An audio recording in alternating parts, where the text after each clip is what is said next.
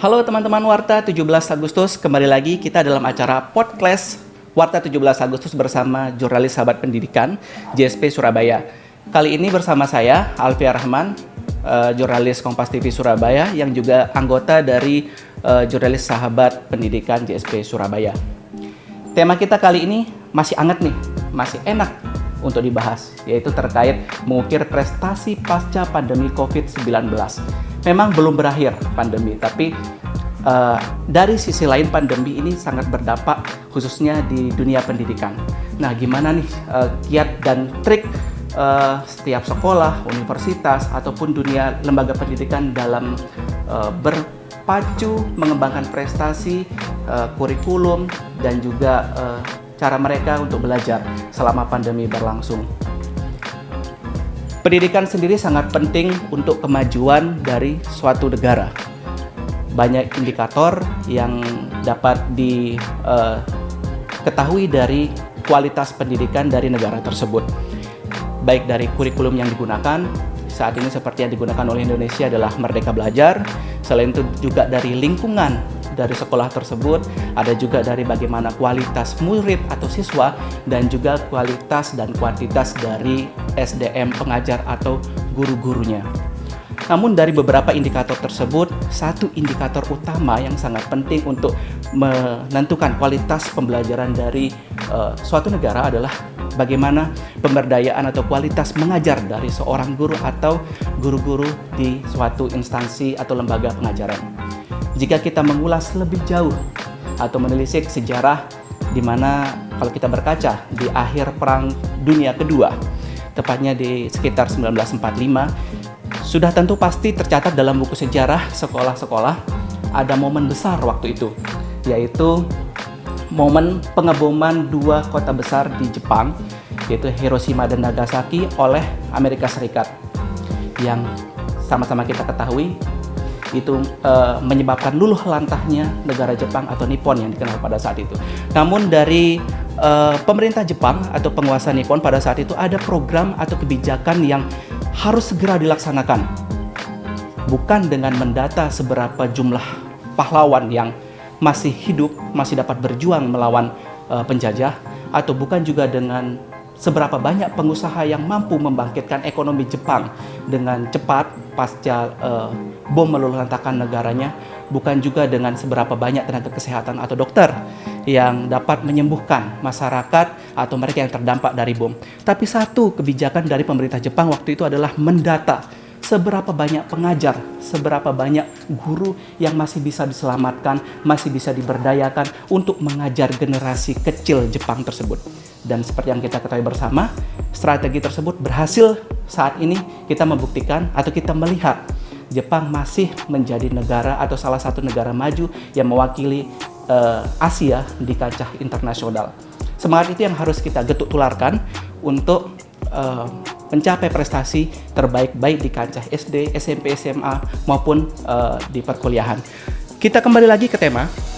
Jangan terlalu banyak ngomong sejarah, kita harus bergerak maju. Tema kita adalah mengukir prestasi pasca pandemi. Ada seorang sosok yang sudah bersama saya saat ini. Beliau merupakan penggerak, ahli di bidang pendidikan tentunya, dan sangat berpengaruh di sekolahnya di SMP 17 Agustus 1945 Surabaya. Terlebih lagi dalam bagaimana menekankan pendidikan yang inovasi dan kreatif selama masa pandemi 19 kemarin berlangsung dari 2019 hingga saat ini. Sudah ada dengan Ibu Wiwi Wahyuningsih. Ya, selamat sore. Iya, Ibu. Bagaimana kabarnya, Bu? Saya sangat tersanjung bisa satu meja dengan Ibu ini. Alhamdulillah baik. Alhamdulillah baik. Tidak usah berlama-lama karena daripada kita monolog ya.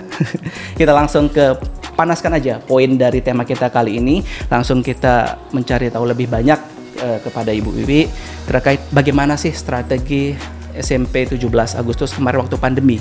Apa yang pertama dilakukan setelah mungkin ada perubahan dari belajar luring ke daring, terus bagaimana protokol kesehatan saat era new normal katanya kemarin, dan strategi apa aja, Bu? Mungkin bisa dijabarkan kepada kita semua. Terima kasih Mas, kebetulan ini kita ngomong pandemi kemarin memang luar biasa. Yang biasa kita bertatap muka tiba-tiba harus dihentikan, kita harus luring. membangunkan anak-anak yang semula bertatap muka menjadi luring itu juga tidak mudah. Anak-anak menjadi generasi rebahan selama 2 tahun. Tapi kami tidak putus asa. Alhamdulillah kami disupport oleh yayasan untuk secara sarana prasarana. Kami ada kamera tracking yang untuk pembelajaran secara daring. Itu kami disupport sehingga kami tidak kesulitan untuk ini. Cuman membiasakan anak-anak yang semula belajar dengan tatap muka kemudian harus dengan daring, ini juga sangat luar biasa kalau kita mengingat waktu lalu itu. Tapi kita patut bersyukur kemarin SMP 17 Agustus SMP TAK ini salah satu SMP swasta yang direkomendit oleh Dinas Pendidikan yang boleh melaksanakan tatap muka terbatas. Jadi kami mulai tahun 2020 di bulan waktu era masih Bu Risma itu kami sudah pernah uji coba untuk tatap muka. Karena apa? Ternyata secara daring ini ada apa ya?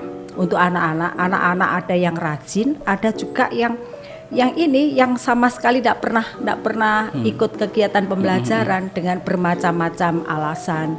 Ada yang nanti tiba-tiba jaringan terputus lah alasannya, tiba-tiba HP-nya dipakai bergantian dan sebagainya. Sehingga kami guru-guru itu melayani tidak hanya di saat jam kerja, kami bisa 12 jam untuk bekerja untuk melayani anak-anak. Kadang anak-anak itu minta dibuka kelasnya itu sore, ada yang bisa pagi, karena itu tadi terkendala dengan sarana prasarana anak-anak yang di rumah.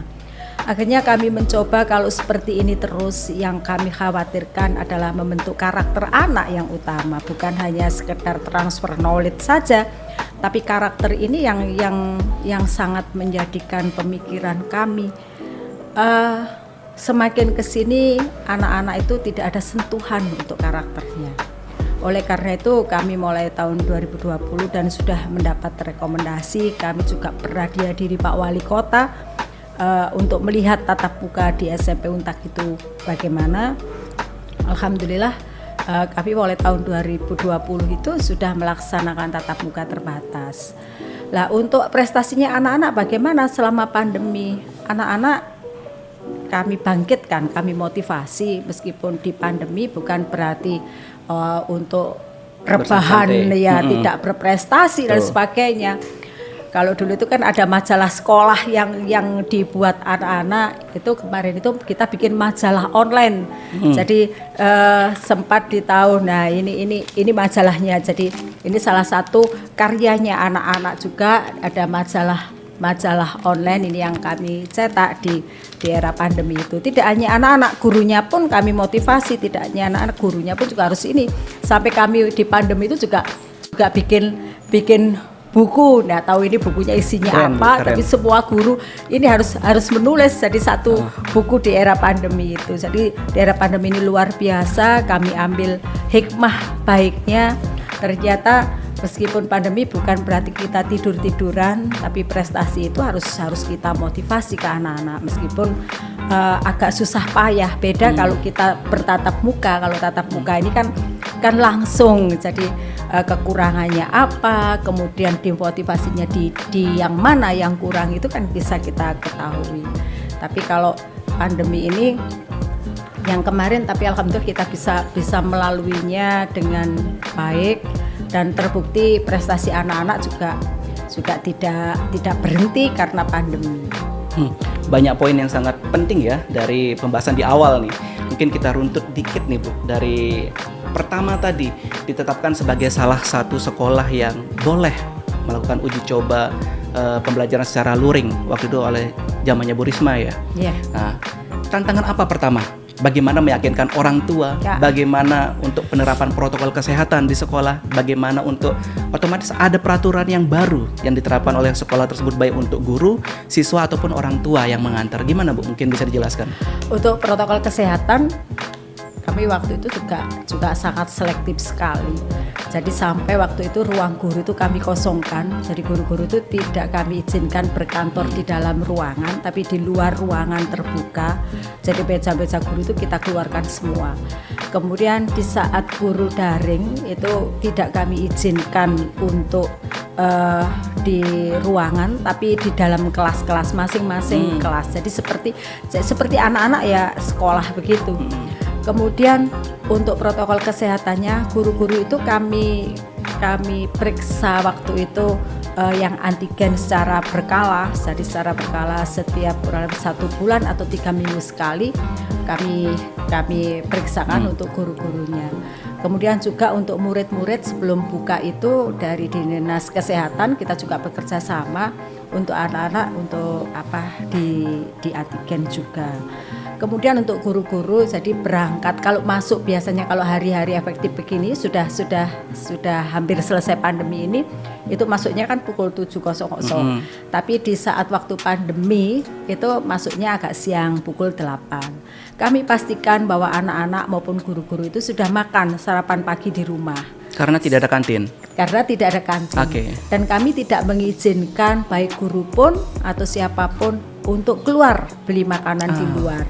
Sehingga untuk guru-guru kami harus menyediakan makan untuk teman-teman guru itu. Jadi kami gilir teman-teman untuk masak di sekolah yang dimakan oleh teman-teman sendiri. Jadi selama kurang lebih 2 tahun itu kami lakukan untuk menyiasati biar kami sehat dan masyarakat khususnya orang tua juga percaya bahwa anaknya aman masuk karena gurunya sendiri kan kita yakinkan sehat. Betul. Tidak ada yang ini terpapar. Sehingga kami itu tadi membatasi aktivitas guru di luar. Jadi masuknya pukul 8, kami pastikan sarapan di rumah, siang makan di sekolah, sholat juga di sekolah untuk guru-guru, kemudian pulangnya setelah sholat asar begini kami izinkan pulang, tidak boleh kemana-mana. Khawatirnya nanti kalau pulang sebelum asar, dia akan mampir ke tempat ibadah, nanti malah kena yang lainnya. Jadi kami pastikan teman-teman itu pulang. Sehingga waktu banyak yang WFH, kami sama sekali tidak ambil WFH itu. Justru WFH itu malah memperlambat. Ini teman-teman itu tidak hanya WFH di rumah. Kalau disuruh WFH tidak mungkin WFH. Nama apalagi emak-emak ibu-ibu ke pasar lah kemana malah nanti terpapar. Waktu itu kan sudah WFH kan banyak guru yang terpapar. Jadi kalau kami lihat kenapa sih kok banyak guru yang terpapar? Oh ternyata tidak dimanfaatkan untuk mengajar di rumah, tapi bisa kemana-mana. Apa ada guru yang sempat terpapar di sekolah? Alhamdulillah tidak. Alhamdulillah di saat malah rame-rame itu tidak. Malah di saat yang Omikron belakangan itu ada, termasuk saya kena. Karena akhirnya gimana caranya mengatasinya? Isolasi di rumah. Seperti itu, ya kami isolasi di rumah. Kemudian kita periksakan semua. Jadi kita, alhamdulillah anak-anak kan juga sudah vaksin juga, guru-guru kan juga sudah vaksin semua. Jadi itu. Kemudian meyakinkan orang tua, kami tidak memaksa.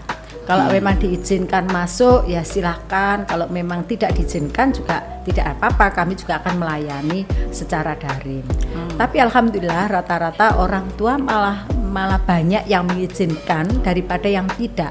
Waktu itu angket yang kami berikan ke orang tua untuk izin itu hampir 98% yang mengizinkan anaknya untuk belajar tatap muka. Itu yang mendukung kami untuk memberanikan diri anak-anak kami uji tatap muka secara perlahan, secara bertahap. Gitu. Tetap kreatif dan juga semangat juangnya para guru. Saya acungi jempol dari cerita Ibu sendiri. Ya, karena kondisi yang seperti itu kita tidak bisa menutup mata. Betul. Anak-anak itu kan masa depan kita. Betul. Sekian tahun lagi mereka akan mungkin menjadi pemimpin kita.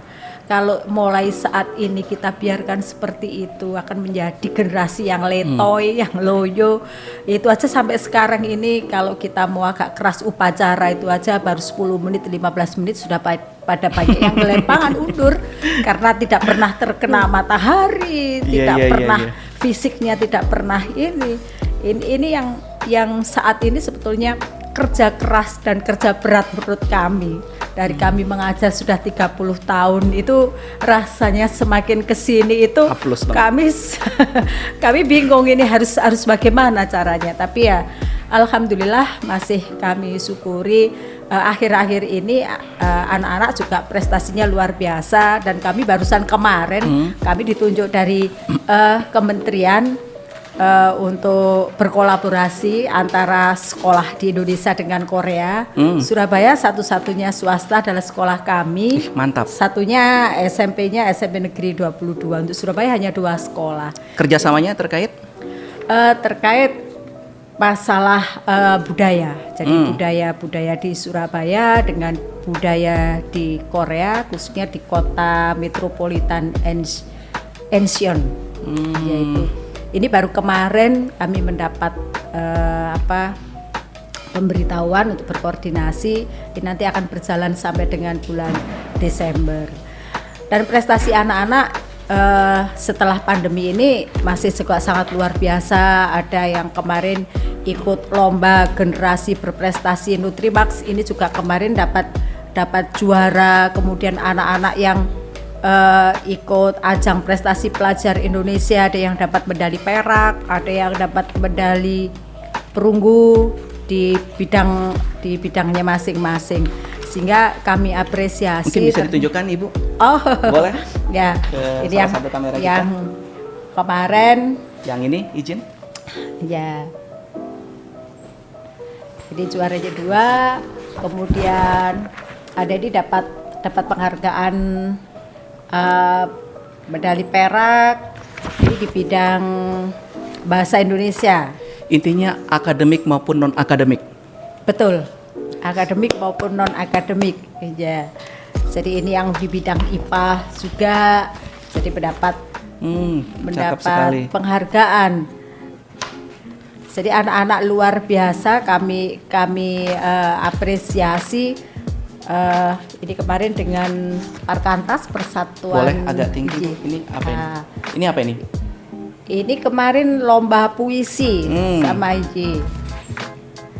Jadi kemarin ada yang suka menulis buku. Ini ada Pak Yusuf dari Kadis Kepala Dinas Pendidikan Surabaya. Iji.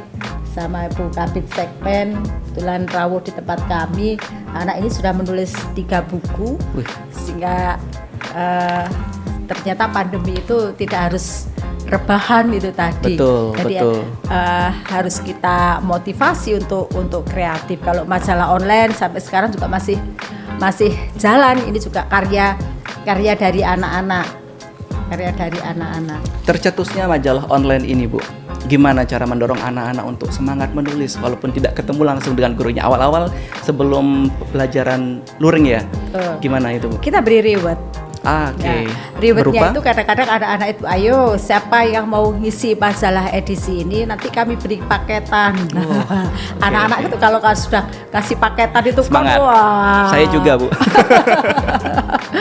Jadi kalau kita tuh ada kegiatan itu rewardnya begitu, ayo siapa yang mau ini jawab ini, wah gitu semangat. Tapi kalau enggak gitu ya itu hanya bentuk apa ya, memotivasi aja. Tapi kemudian setelah itu bukan berarti setiap apapun dinilai dengan materi, tapi ini kan juga untuk kalian.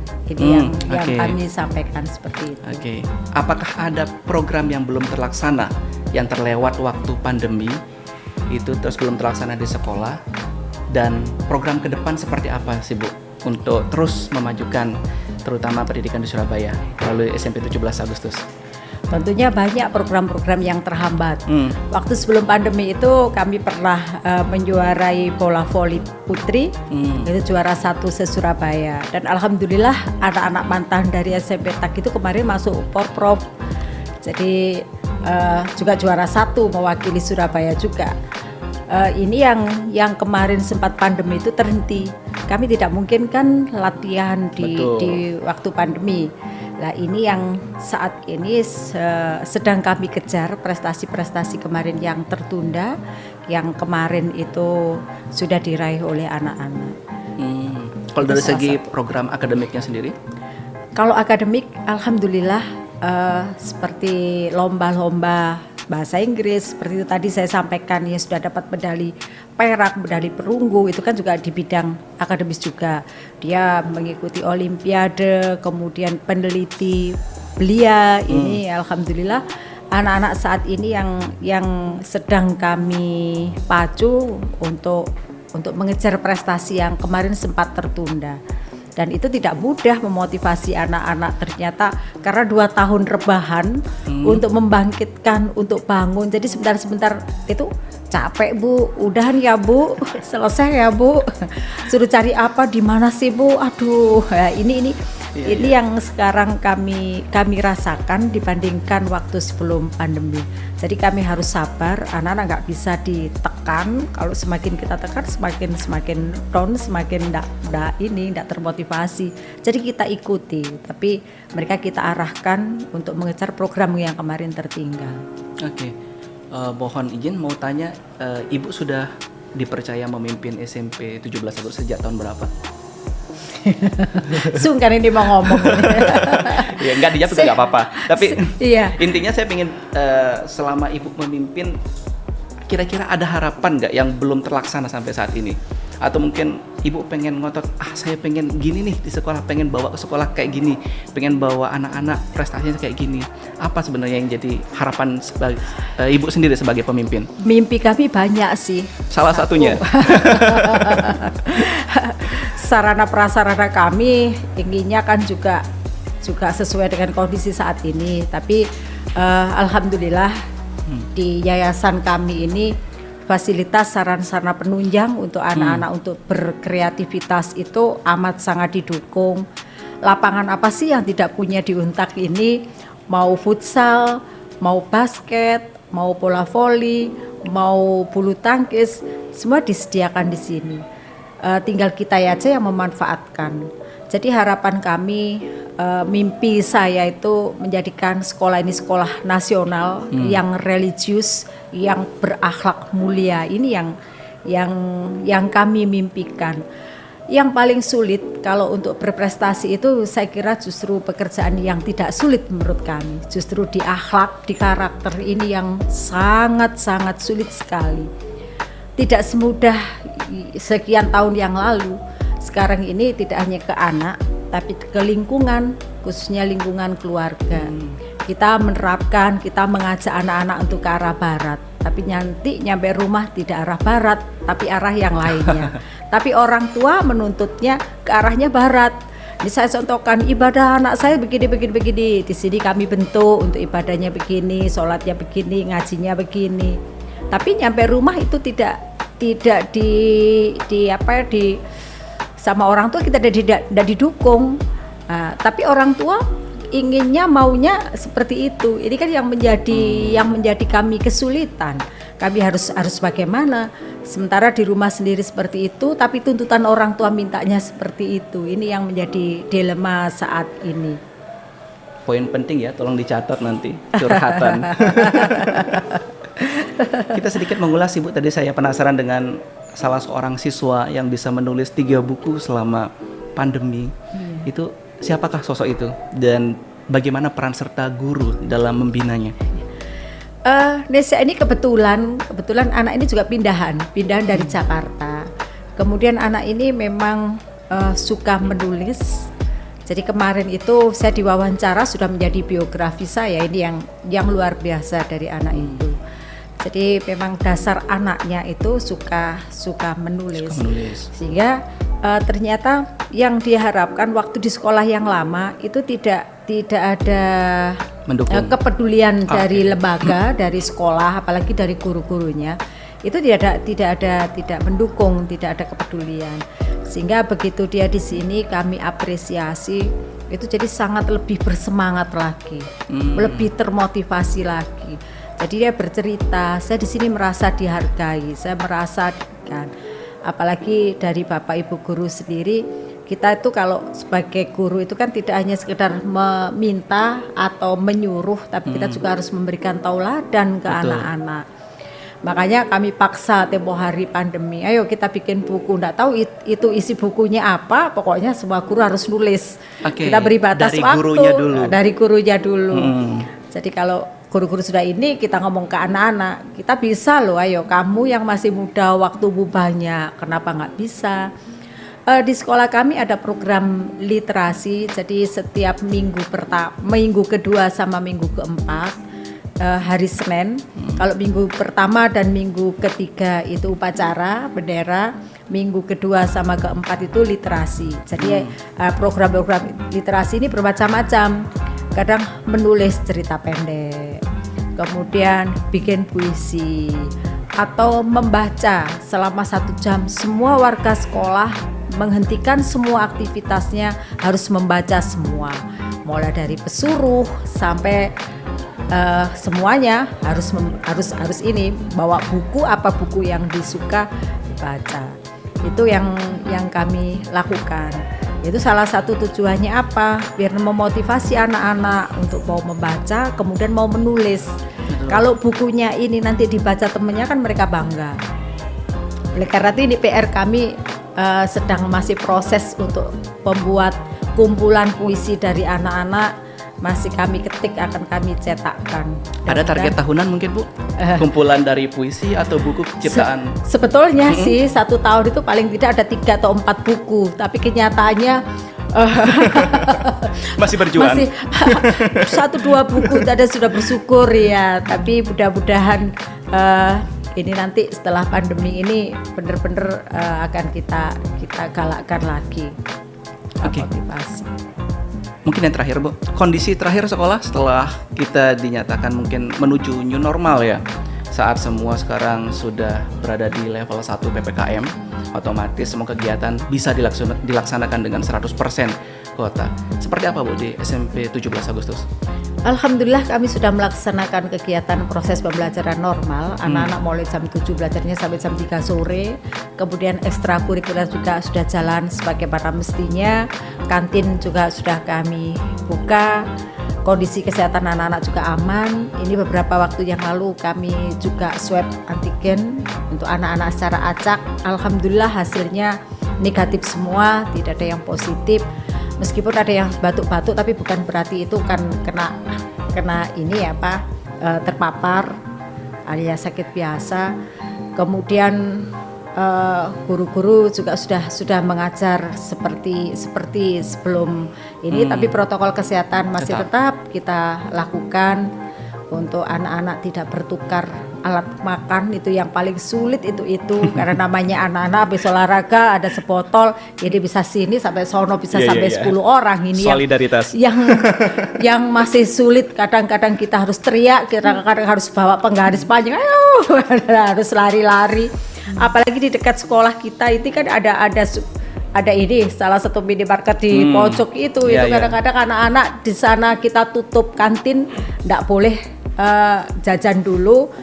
Begitu ini lari ke situ. Wah, ini yang apa menjadi perhatian juga, hal-hal kecil tapi juga mengkhawatirkan. Oke. Sangat menarik dan saya mendapat banyak motivasi dari semangat para guru-guru yang mengajar di SMP 17 Agustus.